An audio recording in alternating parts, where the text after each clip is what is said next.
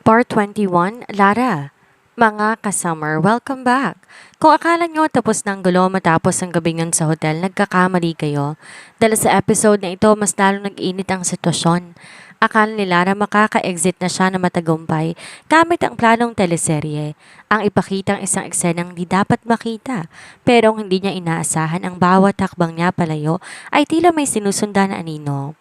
Sa gitna ng pagtatago at pagdadala ng isang napakalaking sekreto, unti-unti nang nabubuko ang kanyang mga galaw. Paano mo tatakasan ng isang taong kilala ang bawat sulok ng buhay mo? Paano mo itatago ang isang buhay na nabubuo sa iyong sinapupunan kung ang mismong ama nito ayaw kang pakawalan? Ngayon, harapin natin ang katotohanan. Si Calix ba isang protective na asawa o isang obsessive na lalaki na hinding-hindi hahayaan na mawala ang kanyang pag-aari? At si Lara hanggang saan ang kaya niyang isakripisyo para sa kalayaang matagal niya nang pinapangarap. Handa na ba kayong masaksihan kung paano nabuwag ang plano ni Lara at kung bakit pala madaling takasan ang isang Toledo? Tara, buksan na natin ang pintuan ng tensyon sa episode na ito. Mabilis na nagpaalam si Lara, pilit pinipigilan ng anumang emosyon.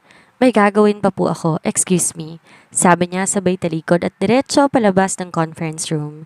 Pero bago pa siya makalayo sa hallway narinig niya ang pamilyar na tinig ni Calix. Lara, wait! Huminto siya pero hindi lumingon. Anong problema? Bigla kang umalis. Gusto sana niyang sabihin ng totoo pero mas nanaig ang plano sa utak niya.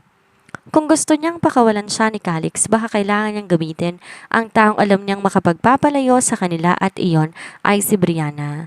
Huminga siya ng malalim, binuo sa isip ang magiging plano niya. Kung may papakita niyang mas okay si Brianna bilang assistant, baka ito na mismong bumitaw sa kasunduan nila. Kinabukasan, pagising pa lang ni Lara, agad niyang inisip ang plano pero alam niya, hindi pwedeng diretso niyang ipilit si Brianna. Kailangan may matibay siyang dahilan. Pagdating sa opisina, sinadya niyang maglakad ng mabagal at umubo-ubo pa habang papalapit sa desk ni Calix. Pagkakita nito sa kanya, agad tong nagtaas ng kilay. Lara, anong nangyari sa'yo? May sakit ka ba? Medyo masama lang ang pakiramdam ko. Sagot niya, kunwari mahina ang boses. Baka dahil sa pabago-bagong panahon, para akong lalagnatin. Pero kaya ko naman magtrabaho, huwag kang mag-alala. Kumunot ang noo ni Calix. Kung masama ang pakiramdam mo, huwag ka na munang sumama sa client meeting. Bibisita sa site mismo, baka mainitan ka. Sa bagay, pwede kaya si Brianna ang isama mo? Oo nga, good idea. Si Brianna na lang isasama ko. She can handle it. Sigurado ka? Baka mahirapan ka. Don't worry, sagot ni Calix. Kinuha ng cellphone na tinawagan si Brianna na sobrang willing. Habang pinagmamasdan niyang umaalis si Calix at Brianna, papuntang meeting hindi niya mapigilan ang mahinang buntong hininga. Step 1, successful. Pero sa ilalim ng kanyang kaunting tagumpay may kakaibang kirot na unti-unting sumisingit. Handa ba talaga siyang makita ang dalawa na magkabalikan? Oo ang sagot. Ang anak niya ang pinakamahalaga sa ngayon. Nakita ni Lara ang pagbalik ni Calix at Brianna mula sa meeting. Di naman nakaligtas sa mata niya ang tuwang-tuwang si Brianna habang binabalita sa ibang kasama kung gaano kaganda ang takbo ng kanilang meeting. Sinenyasan niya si Brianna na sumunod sa pantry. Uy, bakit? Tanong agad nito, halatang excited pa rin. Huminga siya na malalim bago nagbukas ng bibig. Brianna, kailangan ko ng tulong mo. Gusto ko na talagang mag-resign. Hindi na ako masaya. Kaso ayaw tanggapin ni Calix ang resignation ko. Ha? Bakit? May ginawa ba siyang di maganda? Gulat na tugon ni Brianna. Di naman ganoon. Mabilis niyang putol. Pero kailangan ko ng paraan para siya nang mag-give up sa akin. Kaya naisip ko, tumigil siya saglit, kinagat ang labi. Lalasingin ko siya. Kapag bagsak na siya, dadalhin ko siya sa kwarto tapos ikaw ang papasok. Magkukunwari ako na nahuli ko kayong dalawa na parang may nangyari at doon makikipaghiwalay na ako? Nanlaki ang mata ni Brianna. What? Lara, sigurado ka ba? Para namang teleserye yan. Alam ko, marahang sagot niya. Pero wala na akong maisip. Ikaw lang ang makakatulong sa akin. At kung talagang mahal mo pa si Calix, ito na ang chance mo. Kapag naniwala siya na may nangyari sa inyo, baka makipagbalikan na siya sa'yo. Hindi ka niya papakawalan. Tahimik si Brianna saglit. Parang kinakalkul ang sitwasyon. Pero Lara, Wala pang nangyayari sa amin ni Calix. He respects me a lot. Saglit siyang nagulat. Parang imposibleng sa tagal nilang dalawa walang nangyari. Talagang labis ang pagmamahal ni Calix kay Brianna hanggang sa ngumiti ito ng tipid. Kung yan ang gusto mo, game ako. Pero Lara, yumuko ito at nagduda ng kaunti. Sigurado ka bang handa ka na sa consequences kapag naging messy ang plano mo? Wala nang atrasan. Kailangan ko na talagang makawala. Kaya tulungan mo ko. Ikaw na rin naman ang magiging assistant niya. Bahala ka na kay Calix. Mahalin mo siya at huwag iiwan kahit anong mangyari. Lara, okay ka lang? Ba't parang nagpapaalam ka na? Ano bang nangyayari? Bakit bigla mong gustong lumayo? May mga bagay akong gustong gawin na hindi ko magagawa kapag nagtatrabaho pa ako sa Megawide. Sige, gawin natin ang plano mo. Sa gabing iyon, pinilit ni Lara na magmukhang kalmado habang nasa loob ng isang high-end bar na madalas puntahan ng mga mayayaman. Malamlam ang ilaw, malamig ang tugtog ng jazz sa background at puno ng mga taong nagpapalipas ng oras. Salamat sa pagsama mo. Unwind tayo, Calix. Lately, sa totoo lang talagang sobrang stress na ako. Nakangiti niyang sabi habang nilalapag ng waiter ang dalawang baso ng alak sa kanilang mesa. Para din muna makalimutan mo ang stress sa site. Unwind, ha? Ikaw pa ang nagaya. That's new. Anitong nakangiti. Hinigpitan niya ang hawak sa baso pero hindi yon dinala sa labi. Oo naman. Gusto ko ring makita kung relax, hindi laging mainit ang ulo. Habang abala si Calix sa pakikipag-usap tungkol sa mga proyekto, sinenyasan niya ang waiter na palihim na dagdagan ng alak nito. One more round for him, pabulong niyang utos. Siya naman ay nag-request ng cranberry juice na mistulang cocktail para hindi mahalata. Unti-unti dumadami ang iniinom ni Calix. Habang lumalalim ang gabi, bumibigat ang mga talukap nito at mas lumalakas ang tawanan. Di napansin ni Calix na tuwing may toast sila, dinidikit lang niya ang baso sa labi at nagkukunwaring umiinom. Lara, halos pautal na sabi ni Calix. Medyo namumungay na ang mga mata. Alam mo ba, ikaw ang pinaka magaling na babaeng na nakilala ko at tumawa ito ng mahina. Ikaw din ang pinakamaganda. Kinagat niya ang labi at hindi nag-react. Konti na lang. Kailangan na lang niyang dalhin sa kwarto si Calix upang maisagawa ang plano. Gusto mo pa ba na isang shot? Tanong niya. Kunwaring masigla. Sige na nga, pero ikaw, ba't parang hindi ka nalalasing? Halos napakapit na at nakapikit ang mga mata ni Calix habang sinisipat siya. Nagulat pa si Lara pero agad nag-isip ng palusot. Hindi medyo lasing na nga ako eh. Sagot niya na may kasamang tawa. At doon, halos mapatumba na si Calix sa upuan. Agad siyang tumayo. Inalalayan ito at nagmamadali na sinenyasan ng waiter na tulungan siya. Room key, bulong niya sa staff ng bar hotel. Kailangan muna niyang magpahinga. Habang papasok sila sa kwarto, mabilis na nag-text si Lara kay Brianna. Maghanda ka na. Pumunta ka sa room 514 sa loob ng 10 minutes. Kumatok ka ng 3 beses. Pagkasara ng pinto ng hotel room, pahalos pasubsob si Calix sa kama. Malakas na ang tama ng alak pero hindi yun naging hadlang para gumalaw pa rin ito. Lara, garalgal ang boses ni Calix habang nakahiga. Ngunit bigla itong bumangon. Mahigpit na hinila siya sa tabi. Hindi na siya nakapalag nang bigla siyang yakapin at hilahin papalapit. Wait, Calix. Nagkandautal niyang sabi, pilit na kumakawala. Nasaan na si Brianna? Bakit hindi ito dumarating? Pinagpawisan siya ng malamig sa kaba. Lara, mainit ang hininga nito nang bumabaon ng mukha sa leeg niya. Saka siya siniil ng halik sa labi. Natigilan siya. Ramdam niya ang bigat ng katawan ni Calix, ang init ng balat nito at ang bumabangong pagnanasa sa bawat haplos. Lara, huwag mo akong iiwan. Bulong nito habang hinahaplos ang pisngi niya at muling idinikit ang labi sa kanya. Nanlaki ang mga mata niya, hindi makagalaw. Sa loob-loob niya nagkagulo na ang lahat. Ang plano niyang makatakas, ang sekretong tungkol sa pagbubuntis at ang halik na unti-unting binubura ang mga dahilan kung bakit niya gustong umalis. Hindi itong dapat na mangyari, pero bakit parang nanghihina ang kanyang depensa? Iniangat niya ang dalawang palad, itinulak si Calix sa dibdib. Sandali lang, mahina, ngunit mariin ang boses niya. Halos manginig ang tuhod niya habang nakatingin sa lalaking nakahawak pa rin sa kamay niya. Saglit na natigilan si Calix, nakakunot ang noo. Para bang nawala ang pagkalasing. Ngunit hindi nawawala ang pagnanasa sa mga mata nito. Lara, kahit anong gawin mo, hindi ko na kayang bitawan ka. I need you now? Hindi pwede. Bulong niya, umiiling. Pilit niyang iniiwas ang muka pero agad na hinawakan ni Calix ang kanyang baba, marahang itinapat sa kanya. At bago pa siya makatanggi muli, dumampi ang labi nito sa kanya, mas mariin at mas mapusok. Hindi siya dapat pumayag, ngunit natagpuan niya ang sarili, napapapikit at unti-unting gumaganti sa halik. Ang pusong kanina'y puro ng kaba, tila ba nabalutan ng init at pagkalito. Kung sa bagay aalis na siya, mag-iipon na lamang siya ng alaalang maaaring baunin sa pag-alis niya. Don't leave me, Lara.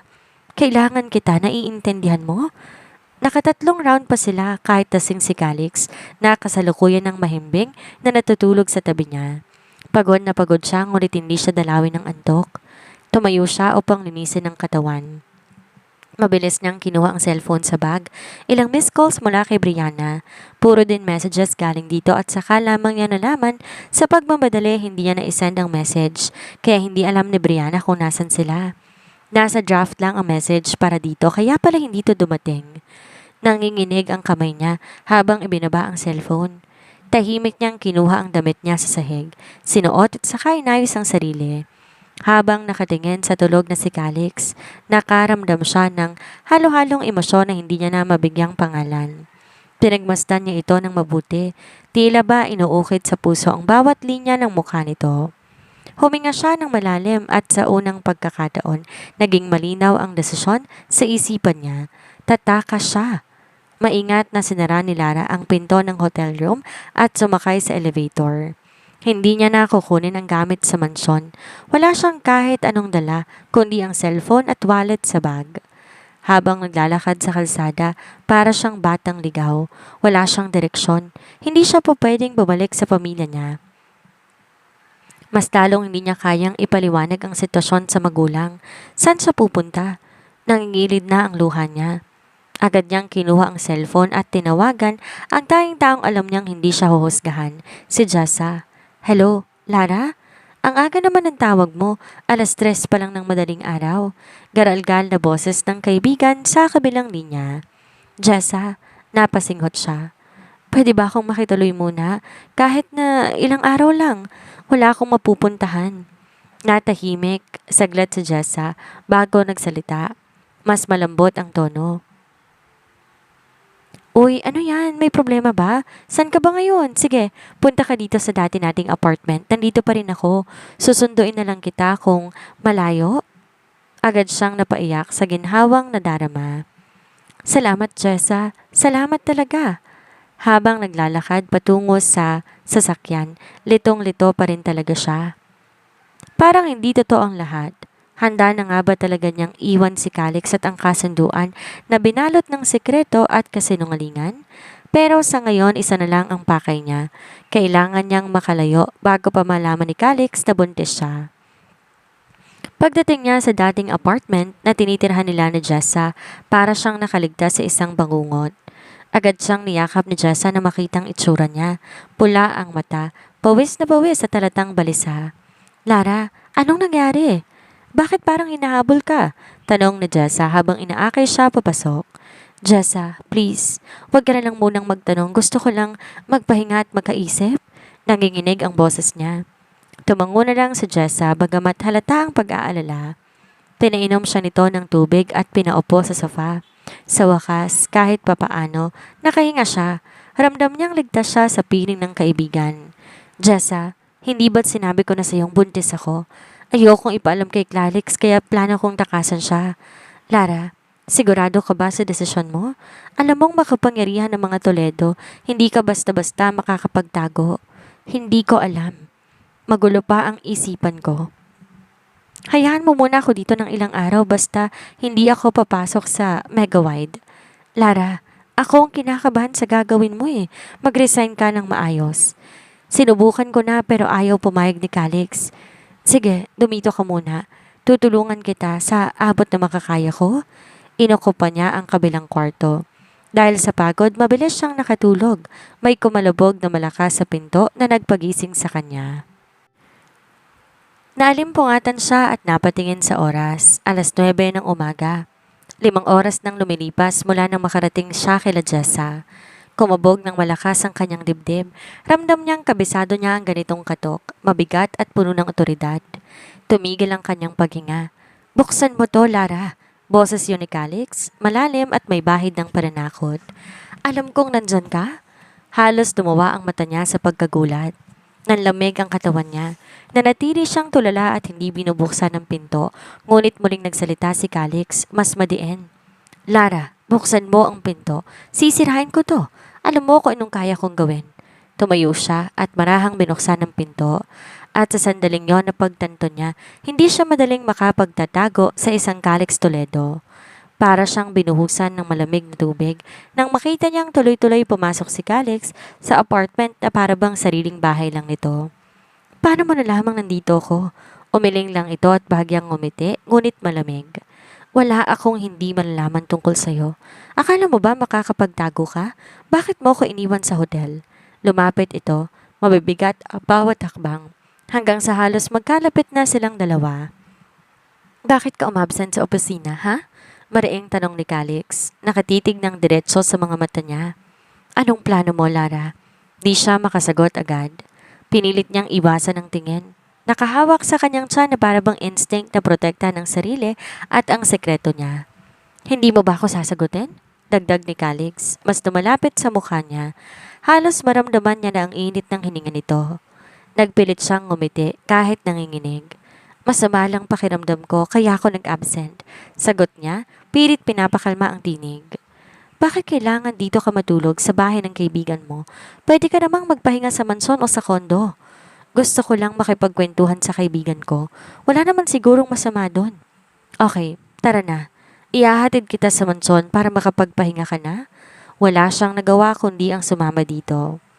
Pagkarating nila sa mansyon, tila mabigat ang bawat hakbang niya. Hindi siya makatingin kay Calix na sobrang kaba.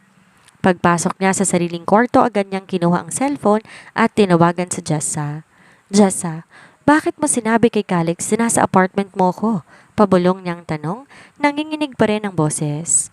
Lara, pasensya na. Pagdating ko, nakabang na siya sa desk ko at hinahanap ka.